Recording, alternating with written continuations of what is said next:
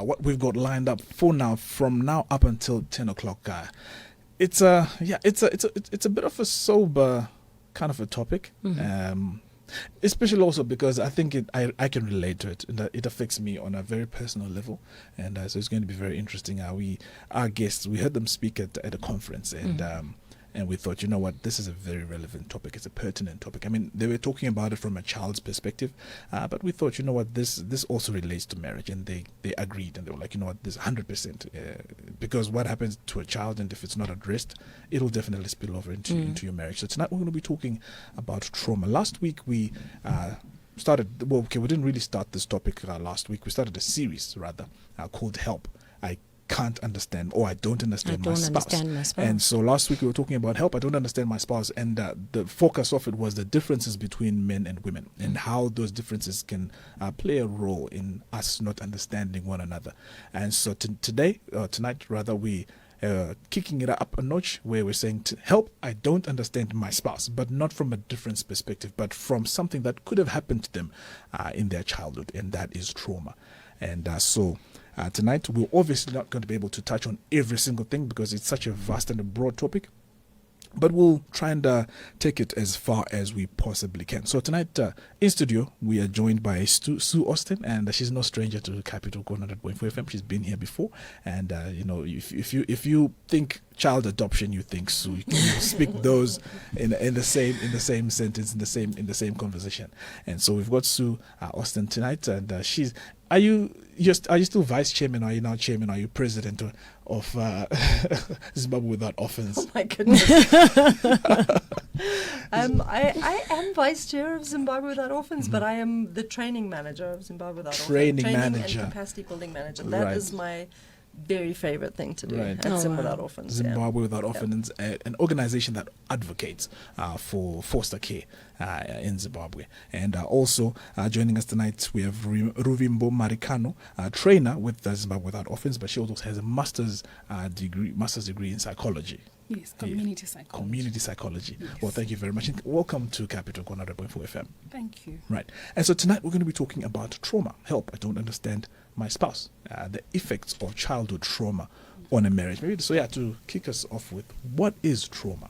Okay, so trauma is an event that happens to a person that threatens them or causes them to fear that they'll be hurt or that they will die from that event. So that's trauma. It's an event that causes them to think that that poses maybe some form of harm to them, or that could possibly cause death to them. So is it stress? Could it be described as stress? No.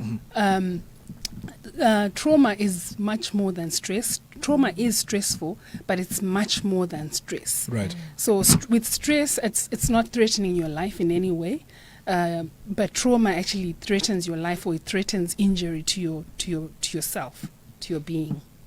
All right. So you said it's an event that may have happened in life. So this is a once in a while or once off experience that someone has that causes the trauma? Not necessarily. Trauma comes in different ways. So you have what we call developmental trauma. This is trauma that happens to children at an early age. It's chronic, and it's as a result of maltreatment. It affects their development and derails their growth. Whereas stress, that's one form of trauma. The second kind of trauma is what we call acute trauma. This is a once-off event, like maybe you are involved in a car accident, a really terrible car accident that can cause trauma, but it's different from developmental, which starts early and it's like more invasive. Yes. All right. So does trauma have an effect on a person's personality or character?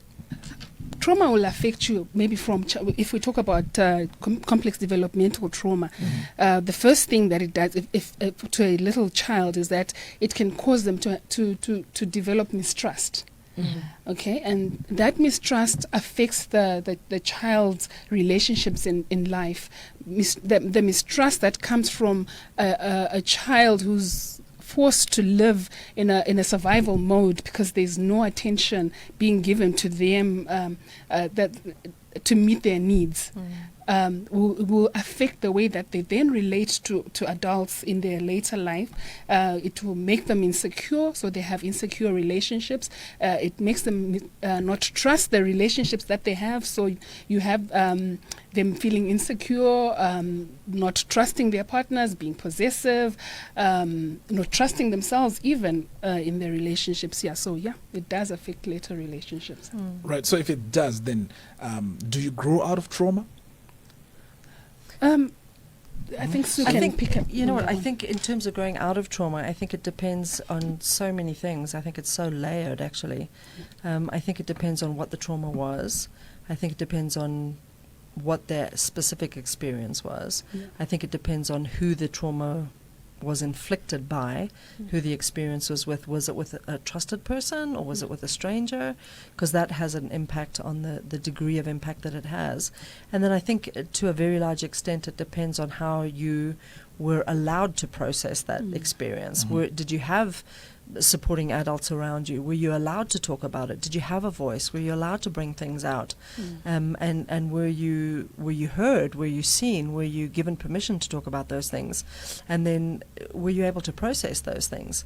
And I think those are the things that influence whether you can have two siblings who have exactly the same experience and they will give you a different report of what happened, and they will have a different perspective on what happened, and they'll have a different outcome within themselves. Right. One will be very vulnerable, one will be very resilient and overcome it and see it as, oh, that was a bad experience, but I'm stronger for it. The other one will say, I'm broken because of that, and I don't know how to get past that. So I think it's many faceted. I think trauma, the experience of it, and the processing of it it's such a deep, layered, complex thing that I think it's dangerous to whitewash it and just box it in with a one size fits all. So what would you say is the difference between the two people, the one who says this event made me stronger, and then this one maybe it got me into a place where I feel like, I can't cope.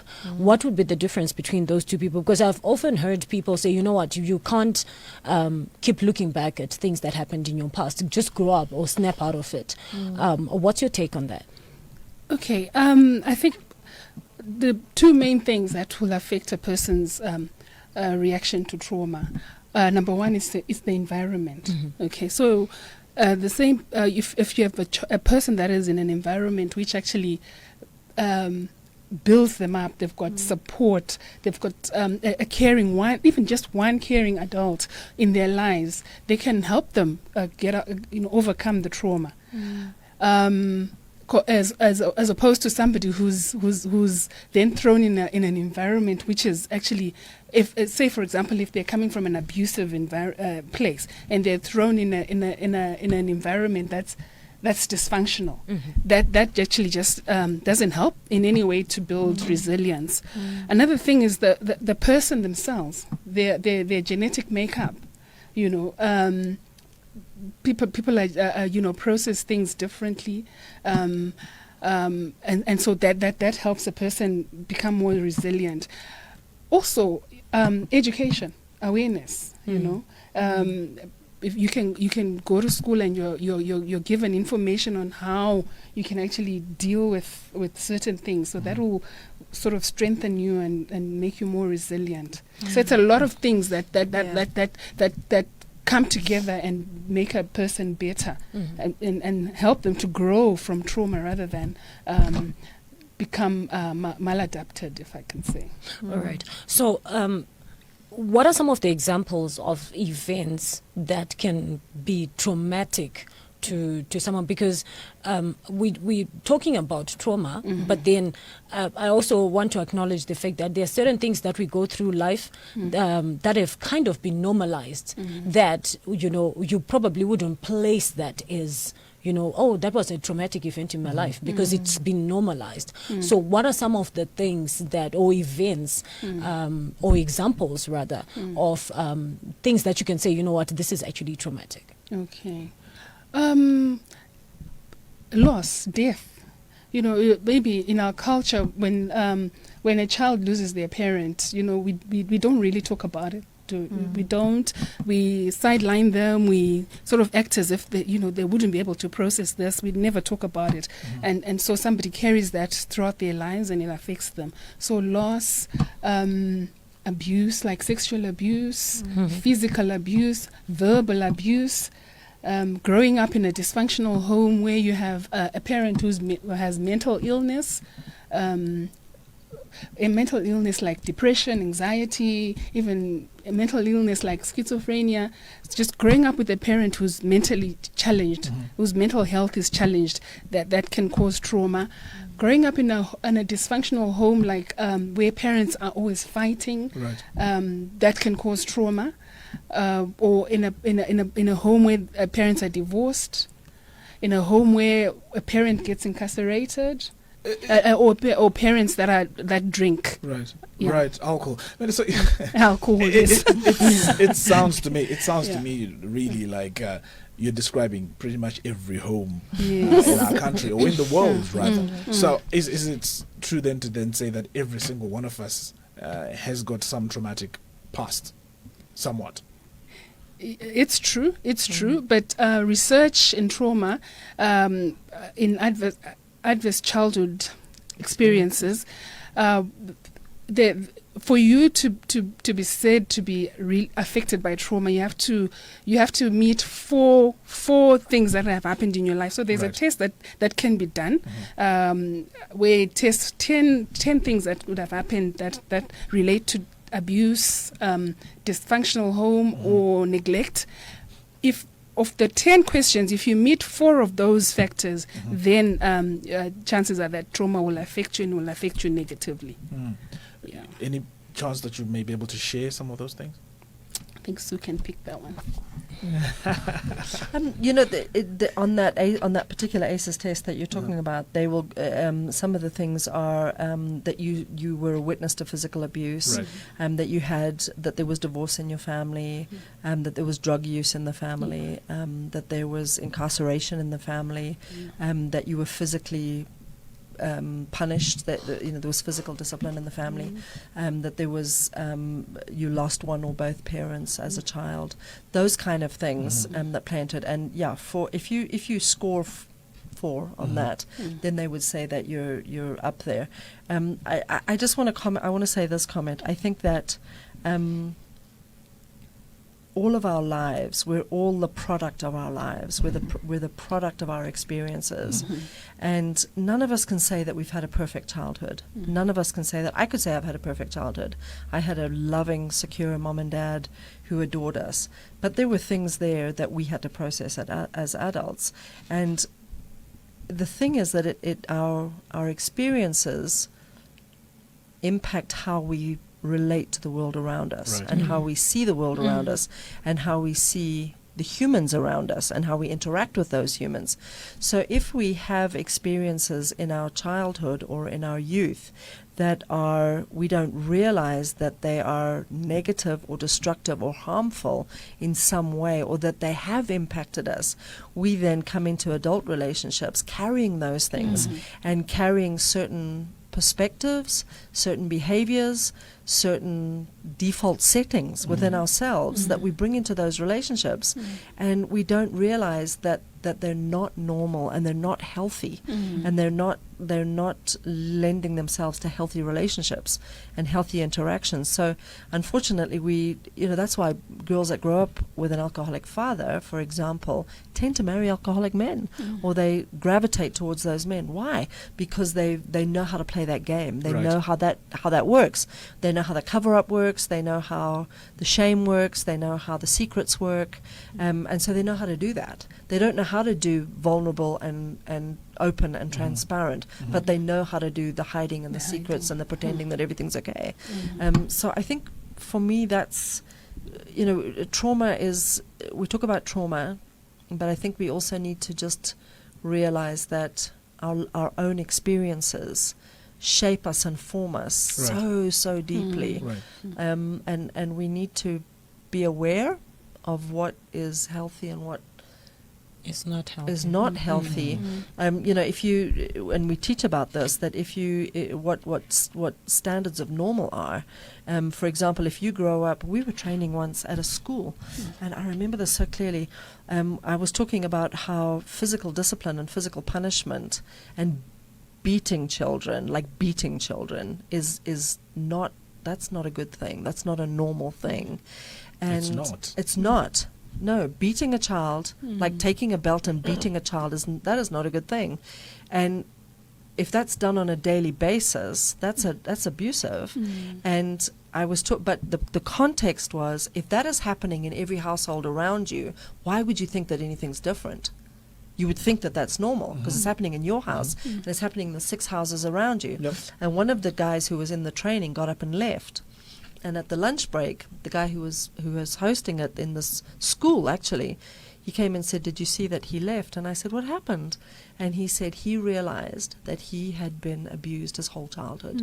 He had grown up with an uncle, and he had used a belt on him every day of his childhood life. And he suddenly, the lights went on, and he realized that was not okay. That just because it was happening around him, and just because it happened every day, didn't make it okay. So his understanding of what discipline was and what punishment was and what communication was so distorted because of that experience. So I think we need to, the big deal here is that we need to be brave about our own stories. We need to be vulnerable. We need to be able to say, this happened, and it wasn't okay, but I'm moving forward, and this is what I'm doing to move forward. Now that we have an idea that there are a whole lot of people that are going around, with trauma, carrying loads of trauma, what are some of the ways that trauma manifests itself? Because what we're talking about is we're saying, help, I don't understand my spouse. So what are some of the things that you could see in an adult in marriage, and then attribute those things or those behaviors or those little things, mannerisms or personality traits to say, okay, this, I think it comes back to the issue of a childhood trauma, past childhood trauma. Okay. All right. So first thing maybe I would say the way they communicate, aggression. When somebody has been through trauma, they're carrying a lot of anger. And so when they communicate, they are angry. The things that you think are small issues that you can just simply talk about, are probably made into a mountain. The second thing would probably be being needy. Because of again the trauma, they feel inadequate, and so they sort of want somebody that can validate them all the time. So when we say needy, what do we mean? Needy, somebody that wants to be affirmed all the time, somebody that wants to be reassured all the time. Yeah.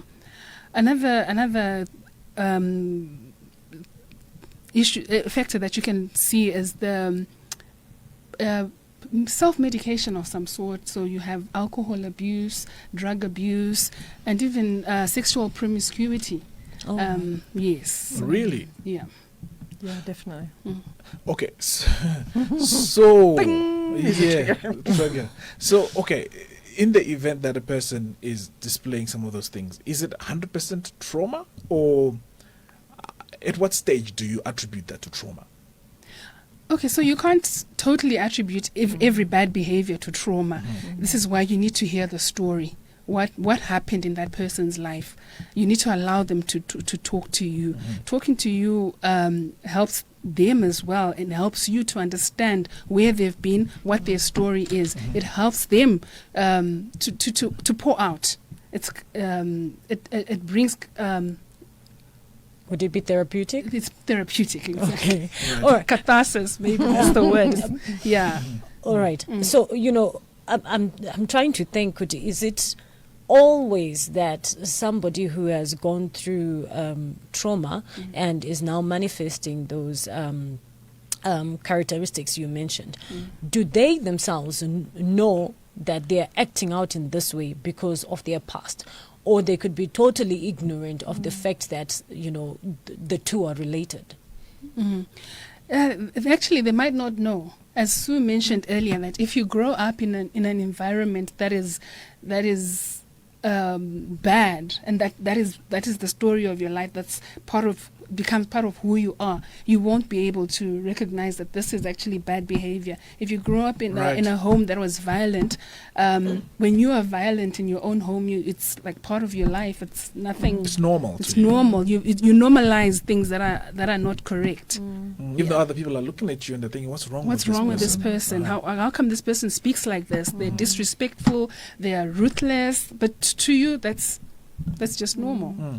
I think you want to just consider here too that what we're talking about is in terms of relationships, and we're talking about where our experiences now cause us to not be able to function in a healthy way within the context of relationships.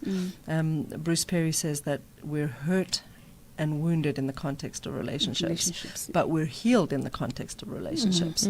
So it takes healing relationships and positive relationships to overcome those things. But I think that's important to know. We're trying to say what is trauma and what's not trauma. And I think we can have traumatic experiences and negative experiences, but the big deal here in this context is how it impacts our relationships. And how it impacts us going forward. So if you have an experience in your childhood that you then come into a marriage situation and you think that slapping your wife around that's normal, that's okay, that's how we do it, because that's what you saw, and so you think that that's normal, but you may, and that's so deeply entrenched in you, there's some deep part of you that's how it works. And it takes big courage actually to say that's not okay and I need to change that, or for a wife to say I'm not going to put up with that anymore. I like what you said, Sue, about relationships, that people are wounded through relationships, but the healing also can come through relationships. So as partners, I think we play a critical role in the healing of somebody who's been through trauma, and that probably looks like would look something like you putting yourself in that person's shoes. What have they gone through? Being more understanding of where they've been, even though you have not been there before, but just being more understanding, being prepared to listen more than you be less judgmental of the person and try and understand. See, empathy, compassion says I feel sorry for you. I'm sorry for what happened to you. Empathy says I'm going to feel what you felt. I'm going to feel what you feel. I'm going to try and see how you see.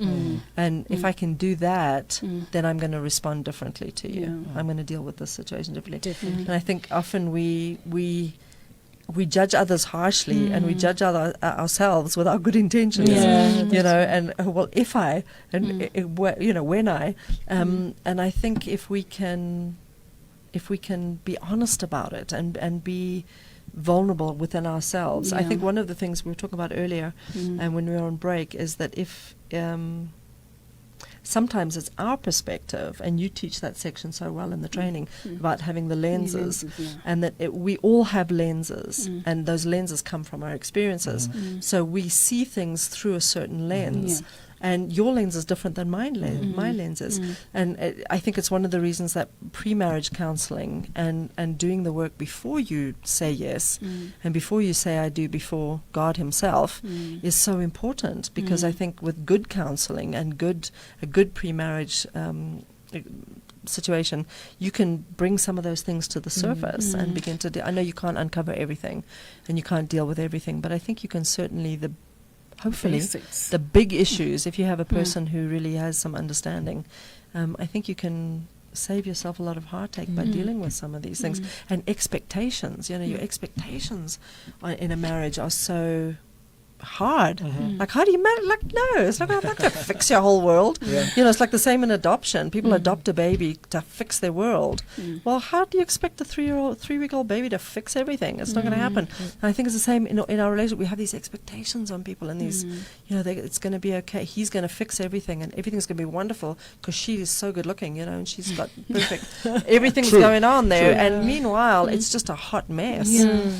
So I think, I think think it's great. I think it's exciting if we can, as a community and as a culture, if we can get to that place where we can say, yeah, it's okay, I don't like this. This was horrible and I hate it, and it broke me and it hurt me, but I'm moving forward, and I'm coming forward from this, and I'm going to meet you somewhere in the middle, and we're going to walk forward together. That's good. Right. Well, we're going to go over to our WhatsApp messages here. And Anonymous says that I grew up as an orphan, as I had lost both parents at an early age. My father's family completely neglected us, and I was psychologically, emotionally, and physically abused by my mother's mother. Sure. I became responsible for my fees at grade 7. I grew up not trusting anyone. I was broken and damaged inside, and yet I couldn't speak about it, how I felt. I kept on bottling it up and never felt the need to share my feelings with anyone. I eventually got married, and it almost cost me my marriage because I couldn't speak about how I actually felt about my past experiences.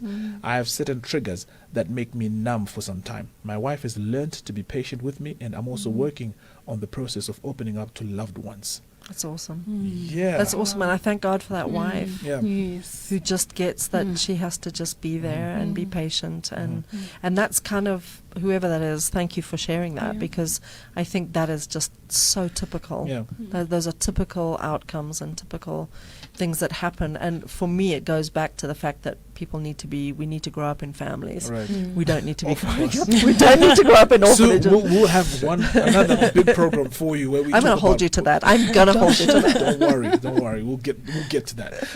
So before we went over to some of to WhatsApp message, we were talking about some of the telltale signs, and you had mentioned a couple about communication, that they're always aggressive, and I've heard so many people talking about this, that this person, they turn molehills into mountains, and you're like, this issue was so small and now all of a sudden it is blown up, and I don't even understand where this whole thing is coming from. So this could be as a result of past trauma. Yes. And you also mentioned being needy. You mentioned self-medication, and I'm assuming that's alcohol and drugs and the like. What are probably maybe some of the other things with the time that we've got left? Maybe a few other telltale signs, because I think that's the key there for us as husbands and wives to be able to tell that, okay, we've gone through a whole lot of things, we've spoken about certain things, but there's still certain things that I still don't understand about this person. And now that you're mentioning that, okay, neediness, you're mentioning that, and you're mentioning that, I think it's all sort of points to what you're talking about concerning trauma, and then that opens up the conversation. So what are some of the things that we can also add on to the list? I'm just thinking, I've heard so many complaints about how a spouse can just suddenly withdraw or get into a mood. Could that be a sign as well? Yes. Yeah, yes. definitely. Depression is definitely one of the key indicators of trauma. So getting into a mood, like moods that will last for 2 weeks or something like that. Yes, that's a big indicator. Yes, and I think where your experience has been that you haven't had a voice, where you haven't been able to talk about what you're feeling or what you're thinking, and your emotions haven't been validated, your experience hasn't been validated in some way. You learn that that's not safe. It's not, because nobody's going to listen to anybody. So you're not going to give your spouse a chance to do that, So then it almost becomes self-fulfilling, because you believe that no one's going to listen. So even though she's desperately trying to listen, you may not say it, because she's not even going to listen. So it becomes a self-fulfilling thing. And there's another, issue about sort of chronic, for a lack of a better word, chronic promiscuity, say in a husband or in a wife. People are in affairs, over and over again, and you can't explain. I mean, the first point of call is people trying to say, okay, maybe it's me, maybe there's something and you do everything that you can, but this person continuously cheats. Would you attribute that to? Is it possible at all that the trauma it could can be? Yeah, definitely. I think as you're saying that, what I'm thinking is that there's a fear of intimacy there, because real intimacy is where you can be vulnerable, and where you're faithful, but you're vulnerable, and you just you stick in there, but you can be yourself. And so I think that is one possible, is that, and then there is just in some experiences, people become self-sabotaging. So you will hurt the relationship, even though you don't want to, and even though you know you shouldn't be. You just keep hurting yourself. You keep hurting yourself, and you keep sabotaging the very thing that you want, the very thing that you love. You will do everything you can to destroy it. So that's like the I don't know why I do it. Exactly. Exactly. But I would stake money that if you go back, there's a why. There's a what happened there somewhere along that. It was something that you experienced or something that you saw. Something that you, something in there has brought you to that place. Could it be retaliation of the past? I think it could be anger with the past. I think it could be a reaction against the past, definitely. Yeah. You might have more on that one. I agree that it's a reaction. But I also think it's some form of distraction as well. Distract yourself from actually facing reality, that this is what happened to me. So anything to sort of take my mind off that, and if that thing is going to give me pleasure as well. Just the way that people go for drugs, to find pleasure, they'll go for sex because it also produces the happy hormones. And where children have experienced sexual abuse, or where your young experiences have been where there has been negative sexual experiences, it will play out in several ways, and one of them is that you just have random sexual partners. There's no defining of this is what we need. This is one person, or you will go wherever. The other is that you will withdraw completely and you won't engage. So it can, and again, that depends on the person and the experience. So as a spouse, probably I've noted all these things. Some of them can be very frustrating. I know earlier you mentioned how, from the comment that we got there, how well the spouse was doing in being supportive. But some of the characteristics can be very stressful on the spouse. How do you remain supportive to a spouse who's acting out in this way because of past trauma? Yeah, so if you're going to be helping somebody who's been through trauma, chances are that you're going to burn out because it's taxing, isn't it, on your emotions. So you need to also ensure that you've got support. Yeah. Okay, so you need somebody that's going to be able to step in and help you when you need help. You need somebody that's going to give you advice, somebody that probably knows something about what you're going through. You need maybe a support system of people that are walking the walk that you're walking.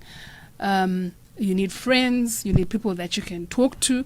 So just that support will strengthen you and sort of fuel you to carry on. But over and above that, I would say trauma is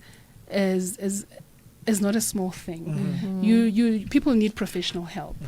So do go and seek help. You seek help from professionals, psychologists, psychotherapists. Seek help even from church pastors that have been taught how to walk with people that are experiencing what you're experiencing.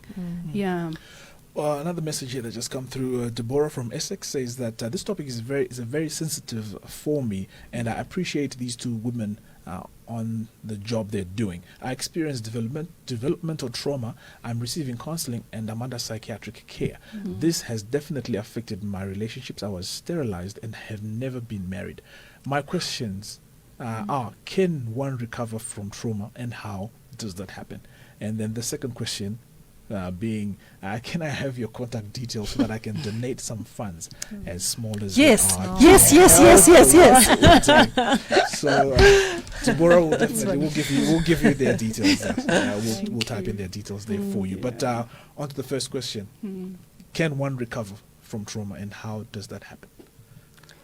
I think yes. I think my simple answer would be yes. One of my favorite stories to quote in the training is about an adult man who experienced severe trauma as a child, and one of the things that happened to him was that he was deprived of food, and he now speaks on a global platform, and he's in his 40s. And to this day, he carries a food bar, a candy bar of some sort, in his jacket pocket. Because when he gets up to speak, so he gets up and speaks in front of like 10, 20, 30,000 people. And when he does, his anxiety levels are raised. And when that happens, his brain remembers the starvation and the anxiety that brought. So even though he's a very successful man now and has this global platform, he keeps this candy bar in his pocket and he touches it, and he just, it's like, it's okay, there's food right there. And it just, his brain remembers. So I think we may not forget the traumas. I think that's unrealistic to say that we forget the traumas, but I think the best outcome is that we can learn to cope with them. We can learn to do life. We can learn to have coping mechanisms. We can learn to have support systems. We can learn to have, I call them battle buddies. I have battle buddies in my life that I can turn. Ruvimbo is one of them. That I can people resource in our lives that we can turn to. You know, I can give you 1,000 examples of my own family where we're building resilience, and we're putting resources around the kids who've experienced such negative things, so that they can do life, so that they can. And so for me, I think there's always hope, and I think the human heart and the human capacity to overcome is incredible. So I think with the right supports, with the right help, with the right resolve. Yes, I think you can overcome trauma. The earlier message that came through, he mentioned triggers. You know, that there are triggers that come through. Is there a way to identify certain triggers that are in your life, and the response that they trigger, and where, you know, that when this trigger happens, then it's connected to this thing that happened to me? Definitely. How do you... Oh, yeah. That's the brain, baby. Go. That's the brain. I'm just blank. Like, for example, I'll give you an example of myself, right? Growing up, it was a bit of a traumatic childhood as well. And so even up to now, there's certain things that when they happen, I have a certain response, like either I cage up, or I quickly, you know, I'm alert, I become very sensitive whenever something happens. So is there a way that if a person who, you can, at least for me, I can trace it back? Is there a way to sort of trace back that you know that it's not normal for you? Like, for example, if you hear a loud noise, for some people it's like, oh, okay, cool, what is that? But for some people, they tense up. Is there a way of you then, you know, tracing it back to say, okay, this is a trigger, and this is where it came from? To actually know where it came from. I think it depends. I think sometimes you won't know because you don't necessarily. And this is the way that it works: is that our survival mechanism. Sorry, I'm jumping in here. Our survival, one of our survival strategies that our brain develops is that we shut things off. So the trigger is there, and you know you do it, but you shut it down. We have different kinds of memories. We have neutral memory, which is just like, what did you have for breakfast? Yeah, okay, whatever, it was there. You have good memories, which have good emotions, good feelings, even good physical feelings that go with it. And then you have bad memories. And what tends to happen with bad memories, especially when they are to the point of being traumatic and destructive and harmful and very, very impactful, we layer them and we hide them. Our body works. Honest to God, I know we're on radio here. I think I wrote O-level chemistry like 19 times, and I just shut it down. Like it just was so traumatic for me. I didn't like the teacher. I couldn't do it. So my brain worked to just shut that down. But we do that. We cover these memories. So sometimes you might have a trigger and you don't know why it happens. But I would say one of the things that we teach people to do with children certainly is to track behaviors, like map it out. Like, why does that keep happening? Every time I smell that smell, or every time I walk into that building, or every time I hear that song, or every time I smell that perfume, it sets something. I feel really anxious. I go into, you were talking, that's like hyper-arousal. You're like, your brain is going back into a state of fear. You're in a fear, your fear brain is at work there. And I think if you can track it, very frustrating if you can't identify that, if you can't find out the why. But I think if you dig a little bit and you can become a detective, maybe ask questions, maybe ask relatives that were around you, why was there something that happened? Do you know something that happened? Why does that smell of that stuff cooking make me feel so bad? We had one little girl who would wet the bed, and she, long story, but it always happened in the dark, and she had been raped in the dark. So every time she was in the dark, that fear thing kicked in, and she would wet the bed. And so we put lights on and had the foster mom leave the passage door open. So now she's in the light. Now she's not afraid because she's not in the dark, because the hurt came in the dark. So you can be a grown woman who can't go to bed in the dark, because of something like that. Absolutely. In the dark. All right. So, as we spoke, we teach this in like 3 days. I know. But I just thought of something when the last message just came through. I'm thinking of a trigger. Could this be related to trauma as well, where someone gets into overindulgence, whether it's finances or food or whatever, to try and cope with lack in the past? Definitely. Because I've had experiences or people who talk about how, I don't understand my spouse, the way that, he gets anxious when it looks like, the money that we have is dwindling. He gets very anxious, or, they want to see an abundance of food in if that supply seems to dwindle. Definitely, because the anxiety levels are being raised, so there's fear is coming into play there, because they're afraid of what it's like, are we going to experience that again? Is that going to happen again? And the brain is an amazing thing, because it remembers. It really remembers those things, and you become anxious about those things, and so there's real danger, and there's perceived danger. There's real safety and perceived safety. So So, but we've run out of time, right? But I think what a lot of people would want to know, maybe in taking your 3-day answer, which you've come into, right? Which we're coming to, definitely, and squeezing it in 30 seconds. How then do I assist my spouse? If I've just identified that, okay, there are triggers there, and I've identified that these actions that my spouse is doing are probably linked to something that happened to them in the past. I don't know what it is, and they're not opening up to me. How do I assist? How do I help my spouse? How do I get them to either talk, or how do I just help them so that our marriage works? Yeah. I would say, just as much as if you have the triggers and you're wondering what happened, you can't actually connect to what happened, you go and you do some investigating, right? So I would say the spouse should also do the same. Go and find out, get information, what happened, what could possibly have happened. And if you can't find information there, then as I said before, then you probably need help, professional help.